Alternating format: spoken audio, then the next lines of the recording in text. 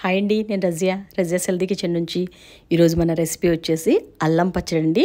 చాలా టేస్టీగా ఉంటుంది. ఇది 3 months వరకు కూడా మనకి స్టోరేజ్ కూడా ఉంటుందండి. టేస్ట్ అయితే చాలా బాగుంటుంది. పర్ఫెక్ట్ మెజర్మెంట్స్తో చాలా సింపుల్ వేలో ఎలా చేసుకోవాలో ఈరోజు నేను చూపిస్తాను. టేస్ట్ అయితే చాలా బాగుంటుందండి. దోశ, ఉప్మా, ఇడ్లీ దేంట్లోకైనా కూడా పర్ఫెక్ట్ టేస్ట్తో చాలా బాగుంటుంది. దీనికోసం అయితే ముందుగా చింతపండు అండి, ఇలా పిక్కలు తోలు అది ఏమీ లేకుండా మంచిగా ఉన్న ఇలాంటి ఫ్లవర్ చింతపండు తీసుకోవాలి. దీన్ని అయితే నేను ఒక 200 గ్రాముల వరకు చింతపండు తీసుకున్నానండి. మనం తీసుకుంటున్న ఈ మెజర్మెంట్స్ అన్ని పర్ఫెక్ట్గా చెప్తాను. ఒక కప్పు వైజ్ కూడా నేను చూపిస్తాను మీకు. నేను తీసుకున్నది 1 కప్పు చింతపండు అండి. ఇది ఫుల్గా అదైతే నాకు 200 గ్రామ్స్ వరకు వచ్చింది. సో దీన్ని అయితే ముందుగా 2 సార్లు శుభ్రంగా కడిగేసుకొని ఒకసారి దీంట్లోకి 1 కప్పు వరకు వాటర్ వేసుకొని ఒక 10 నిమిషాలు అలా ఉంచినా పర్వాలేదండి. 1 కప్పు వాటర్ వేసుకొని ఒక 10 నిమిషాలు కుదిరితే కొంచెం నానబెట్టుకొని ఇప్పుడు దీన్ని అయితే స్టవ్ మీద పెట్టి ఆ 1 కప్పు వాటర్తోనే కొంచెంగా మనము బాగా దగ్గరగా చేసుకొని ఆ తర్వాత మళ్ళీ అది కొంచెం ఉడికిన తర్వాత ఇంకో కప్పు వేసుకోవాలండి. ఒకేసారి 2 కప్పులు వేసుకోకూడదు.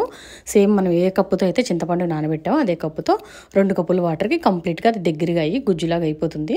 సో దాన్ని ఉడకబెట్టి ఆ పక్కన పెట్టేసుకుందాం. ఇప్పుడు అల్లం అండి, శుభ్రంగా చెక్కుకొని అల్లాన్ని ఇలా ముక్కల్లా కట్ చేసి పక్కన పెట్టేసుకుందాము. ఇప్పుడు మనం చింతపండు తీసుకున్న అదే కప్పుతో 1 కప్పు ధనియాలు తీసుకొని వీటిని అయితే మంచిగా రోస్ట్ చేసుకుందామండి. ఆయిల్ అదేమీ వేయకుండా పొడిగానే రోస్ట్ చేసుకోవాలి. ఇప్పుడు అదే కప్పుతో 1/2 కప్పు కన్నా కొంచెం కిందకి తీసుకున్నా పర్లేదు, 1/2 కప్పు తీసుకున్నా పర్వాలేదండి. ఇవి వచ్చి మనకి ఆవాలు. సో దీన్ని అయితే దీంతో పాటే మనం ఫ్రై చేసుకుందాము, తక్కువ క్వాంటిటీయే కాబట్టి. ఇప్పుడు దీంట్లోకి ఇంకా 1/2 కన్నా ఇంకొంచెం తక్కువకి అదే కప్పులో మెంతులు కూడా వేసుకొని ఈ మూడింటిని కూడా చక్కగా రోస్ట్ అయ్యేలాగా మంచిగా ఫ్రై చేసుకుందామండి. ఇలా బాగా దగ్గరగా అయిపోవాలి. అవి మనం ఫ్రై చేస్తున్నప్పుడు మంచిగా స్మెల్, ధనియాలు అవి కూడా మంచిగా రోస్ట్ అవుతున్న స్మెల్ అది వస్తూ ఉంటుంది. అలా వస్తున్నప్పుడు కొంచెం లైట్గా కలర్ చేంజ్ అయితే మనం స్టవ్ ఆఫ్ చేసేసుకొని అదే వేడి మీద ఒక 5 నిమిషాలు అలా ఉంచినా కూడా మంచిగా అవి ఫ్రై అయిపోతాయి. సో 10 నిమిషాల తర్వాత దీన్ని అయితే ఒక మిక్సీ జార్లోకి ట్రాన్స్ఫర్ చేసుకొని కొంచెం చల్లారిన తర్వాత దీన్ని అయితే మనం ఎంత మెత్తగా మనము బ్లెండ్ చేయగలుగుతాం అంత మెత్తగా దీన్ని అయితే ఇలా మిక్సీ పట్టుకొని ఇలా ఉంచుకొని దీన్ని అయితే పక్కన పెట్టేసుకుందాము. ఇప్పుడు ఈ అల్లం ముక్కలండి, వీటిని కూడా నేను పర్ఫెక్ట్గా మెజర్ చేసి చూపిస్తాను. ఇదైతే నేను 1/2 కిలో అల్లం తీసుకున్నాను. సో దీన్ని శుభ్రంగా కడిగేసి చెక్కేసి మనం ఇలా పీసెస్లా కట్ చేసుకున్నామండి. మనం మెజర్ చేసేటప్పటికే అవి కొంచెం డ్రైగా ఉండాలండి. కుదిరితే ఒక 15 minutes ఎండలో పెట్టుకోవచ్చు, లేకపోతే 1 hour ఫ్యాన్ కింద పెట్టినా మనం యూజ్ చేసుకోవచ్చు. ఇలా ఇప్పుడు నేను చింతపండు ఏ కప్పుతో అయితే నానబెట్టాను మీకు ఆ కప్పులో కూడా ఈ 1/2 కిలో అల్లం ఎంత వచ్చిందో కూడా క్లియర్గా చూపిస్తానండి. పర్ఫెక్ట్గా నాకు 1/2 కిలోకి 2 కప్పుల అల్లం వచ్చింది. మీరు ఇదే ఏ కప్పుతో తీసుకున్నా కూడా అదే కప్పుతో 2 కప్పుల లెక్కలో తీసుకోండి. చింతపండు 1 కప్పు నానబెట్టుకోవడం ఇలా తీసుకుంటే పర్ఫెక్ట్ మెజర్మెంట్స్ అండి ఇవన్నీ కూడా. ఇప్పుడు మనం ఒక కడాయిలో ఒక 1/2 కప్పు వరకు ఆయిల్ వేసుకుందాము. 1/2 కప్పు ఆయిల్ వేసుకొని ఇందులోకి అయితే ఈ అల్లం ముక్కల్ని ఫ్రై చేసుకుందామండి. బాగా ఇప్పుడు మనం తీసుకున్న ఈ 2 కప్పుల అల్లం ముక్కల్ని కూడా చక్కగా కొంచెం మరీ రోస్ట్ అయిపోయేలా కాకుండా కొంచెం మంచిగా అవి మంచి స్మెల్ వస్తూ ఉంటాయి మనం ఫ్రై చేస్తున్నప్పుడు. అలా వస్తూ కొంచెం ఫ్రై అయినట్టు ఉంటే సరిపోతుంది. వెల్లుల్లిని అయితే మొత్తం దాని యొక్క తొక్కంతా కూడా ఒలుచుకొని ఒక 1/2 కప్పు వెల్లుల్లి తీసుకోవాలండి. మంచిగా మొత్తం అంతా దాని తుక్కది లేకుండా ఒలుచుకొని దాన్ని కొంచెం కచ్చపచ్చగా దంచి వేసుకున్నా కూడా పర్వాలేదండి. ఇది ఎక్కువ మనం ఫ్రై చేయట్లేదు కాబట్టి నేను డైరెక్ట్గానే వేసాను. సో ఇప్పుడు కొంచెం ఫ్రై చేసిన తర్వాత చల్లారిన తర్వాత వీటిని అయితే జస్ట్ ఆయిల్ నుంచి సెపరేట్ చేసేసుకొని ఇందాక మనం మిక్సీ పట్టిన అదే మిక్సీ జార్లోకి వేసేసుకుందాము. ఇప్పుడు అల్లాన్ని అయితే ఒకసారి బ్లెండ్ చేసి పక్కన పెట్టుకుందాము. ఇప్పుడైతే మనం ఉడకబెట్టుకున్న చింతపండులో పిప్పు ఏమీ లేకుండా ఇలా మొత్తం అంతా కూడా సెపరేట్ చేసుకుందామండి. దీని పిప్పిని తీసేసుకుందాము. లైట్గా ఇందులో ఏమైనా పొట్టు లాంటివి ఏమైనా వచ్చినా తుక్కు ఏమైనా ఉన్నా కూడా చేతితో ఒకసారి ఇలా సెపరేట్ చేసుకుంటే కంప్లీట్గా మొత్తం అంతా కూడా వచ్చేస్తాయి. ఆ పొట్టు ఏమి లేకుండా దానికి దీంట్లో వేసుకుందాము. మొత్తం అంతా కూడా చింతపండు అదే అల్లంలో వేసేసుకొని చక్కగా మనం మళ్ళీ దీన్ని కూడా ఒకసారి మిక్సీ పట్టేసుకుందామండి. ఇలాంటి తుక్కు ఏమైనా వస్తే దీన్ని తొలగించేసుకోవాలి. ఇలా బాగా మెత్తగా ఒకసారి బ్లెండ్ చేసుకొని ఇప్పుడు ఇందులోకి అయితే నేను ఇది వచ్చి కళ్ళుప్పు అండి. దీన్ని అయితే ఒక 1/2 కప్పు వరకు కళ్ళుప్పు వేసుకుందాము. మీరు సాల్ట్ తీసుకున్నా కూడా అదే కప్పుతో 1/2 కప్పు తీసుకోండి. తర్వాత మీకు టేస్ట్ సరిపోయినా మీరు తర్వాత చూసి వేసుకోవచ్చు. ఇదైతే పర్ఫెక్ట్గా సరిపోతుంది. సో కళ్ళుప్పు కాబట్టి నేను ఇలా 1/2 కప్పు అయితే తీసుకొని వేసుకున్నాను. సో వేసుకొని దీన్ని కూడా కలిపి ఒకసారి బాగా ఇలా బ్లెండ్ చేసి పక్కన పెట్టేసుకుందాము.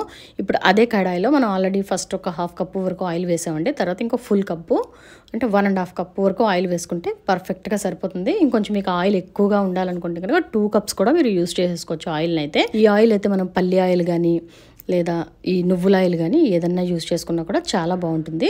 సో నార్మల్ ఆయిల్ యూజ్ చేసినా కూడా పర్వాలేదండి. ఈ మూడింట్లో ఏ ఆయిల్ యూజ్ చేసినా కూడా పచ్చడి అయితే చాలా బాగుంటుంది. ఆయిల్లో ఆవాలు, జీలకర్ర, శనగపప్పు, మినపప్పు వేసుకొని అవి కొంచెం ఫ్రై అయిన తర్వాత ఇప్పుడు ఇందులో కొన్ని ఎండుమిర్చిని కూడా కట్ చేసుకొని వేసేసుకొని తర్వాత కరివేపాకు శుభ్రంగా కడిగి ఇది కొంచెం ఆరబెట్టుకోవాలండి. కరివేపాకుని మాత్రం తడిగా వేయకూడదు. సో దాన్ని కూడా కొంచెం అది ఆరిన తర్వాత శుభ్రంగా దాన్ని అందులో వేసేసుకొని ఫ్రై చేసుకొని ఇది కొంచెం దగ్గరగా ఫ్రై అయిన తర్వాత ఇప్పుడు మనం బ్లెండ్ చేసి పెట్టిన ఈ అల్లము, ఈ వెల్లుల్లి, చింతపండు పేస్ట్ని దీన్ని అయితే బాగా దీంట్లో కలిపేసుకొని మిక్స్ చేసుకుందామండి మన చట్నీలోకి. ఇది ఇలా మిక్స్ అవుతున్నప్పుడు మాత్రం మనం స్టవ్ని హైలో పెట్టుకొని కుక్ చేసుకోవచ్చు. సో ఇది వేసినప్పుడు కొంచెం ఒక 2 to 3 minutes మనం దీన్ని హైలో పెట్టుకొని ఇలా కుక్ చేసుకోవాల్సి ఉంటుంది. అల్లాన్ని ఈ పేస్ట్ ఇందులో వేసిన తర్వాత మంచిగా ఇలా ఇదంతా బాగా దగ్గరగా అయిన తర్వాత ఇప్పుడు ఇందులోకి అయితే బెల్లం అండి, బాగా తురిమి పెట్టుకున్న బెల్లం మనం కొంచెం నీట్గా మంచిగా ఉన్న బెల్లాన్ని చూస్ చేసుకుంటే బాగుంటుంది. అందులో ఎటువంటి డస్ట్ పార్టికల్ లేని మంచి బెల్లాన్ని తీసుకొని శుభ్రంగా ఉన్న బెల్లాన్ని ఇప్పుడు 2 కప్పుల వరకు నేను తీసుకుంటున్నానండి. తురిమి 2 కప్పులు అయితే స్వీట్నెస్ పర్ఫెక్ట్గా ఉంటుంది మనం తీసుకున్న క్వాంటిటీస్కి.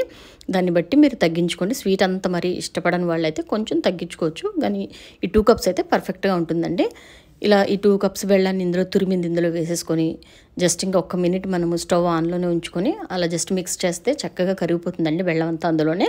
ఇప్పుడు ఇందులోకి స్టవ్ ఆఫ్ చేసుకొని ఇంకా మనము ఆల్రెడీ మిక్సీ పట్టి ఉంచుకున్న ఈ ధనియాలు, ఈ పొడిని మాత్రం మొత్తం అంతా కూడా దీంట్లో వేసుకొని ఒకసారి బాగా మిక్స్ చేసుకుందాము. ఇదంతా ఇంకా మిక్స్ చేసిన తర్వాత ఇప్పుడు ఇందులోనే కారం కూడా వేసుకుందామండి. 1 కప్పు కారం తీసుకుంటున్నాను.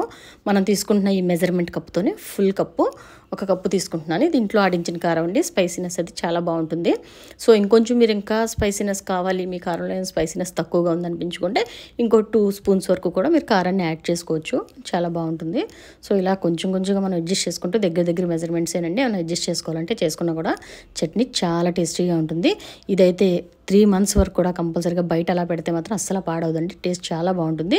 ఇందులో ఇంకా ఫైనల్ స్టేజ్లో కొంచెం ఇంగు వేసుకుందాము. వేసుకొని దీన్ని మొత్తం అంతా కూడా బాగా ఇలా మిక్స్ చేసుకుంటే చక్కగా మనం అల్లం చట్నీ చక్కగా రెడీ అయిపోతుందండి. అల్లం బెల్లంతో చేసిన చట్నీ, అల్లం బెల్లం కాంబినేషన్ చాలా బాగుంటుంది.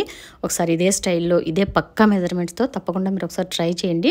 ట్రై చేసి మీకు ఎలా వచ్చింది నాకు ఒకసారి కామెంట్స్లో తెలియచేయండి. ఈ చట్నీ మాత్రం చాలా బాగుంటుంది, టేస్ట్ అయితే చాలా పర్ఫెక్ట్గా ఉంటుంది. పిల్లలు కూడా చాలా బాగా ఇష్టపడతారు.